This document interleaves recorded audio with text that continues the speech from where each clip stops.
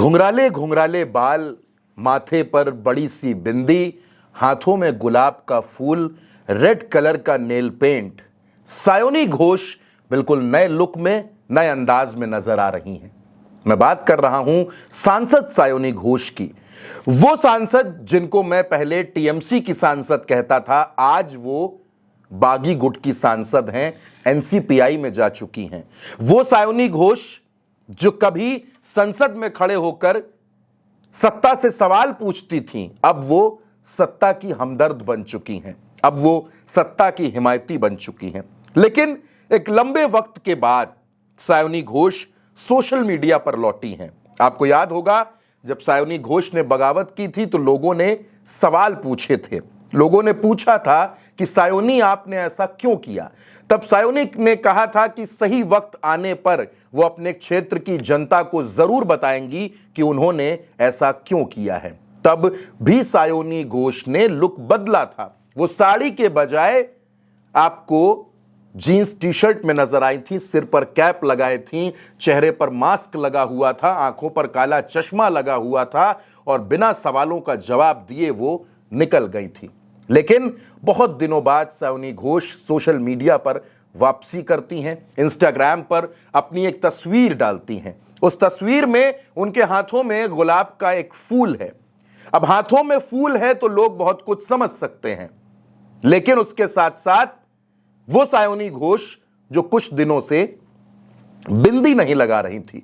सायोनी घोष की पहचान पश्चिम बंगाल में अगर आप देखें तो वो हमेशा साड़ी पहनती थी, बिंदी लगाती थी और उनका जो स्टाइल था वो ममता बनर्जी जैसा था, बेधड़क, बेखौफ। हमेशा सरकार से सवाल पूछने वाली सायोनी घोष अब सवाल नहीं पूछती हैं। अब उन्होंने एक बात लिखी है सोशल मीडिया पर। उन्होंने ये बात लिखी है कि वो एक नया अध्याय शुरू करने जा रही हैं और उनको पता है उसके बारे में, क्योंकि उसकी लेखक वो खुद है। सायोनी घोष ने क्या कुछ लिखा है दोस्तों, वो मैं आपको हूबहू उसी तरह जो उन्होंने लिखा है सोशल मीडिया पर वो मैं बता सकता हूं। तस्वीर आप देख रहे हैं, सायोनी घोष के माथे पर बिंदी है, घुंघराले घुंघराले बाल हैं, हाथों में एक फूल है और उसके साथ सायोनी घोष लिखती हैं कि I totally trust the next chapter because I know I am the author, रब राखा। ये बात सायोनी घोष ने लिखी है। ये वही सायोनी घोष है जो स्टेज पर खड़े होकर एक साथ आपको हनुमान चालीसा भी सुना रही थी, कुरान की आयतें भी सुना रही थी और सब कुछ सुना रही थी, गुरबाणी भी सुना रही थी। लोगों को लगा कि यह शानदार नेता है पश्चिम बंगाल की। लोग सायोनी घोष में अगली ममता बनर्जी देखने लगे थे।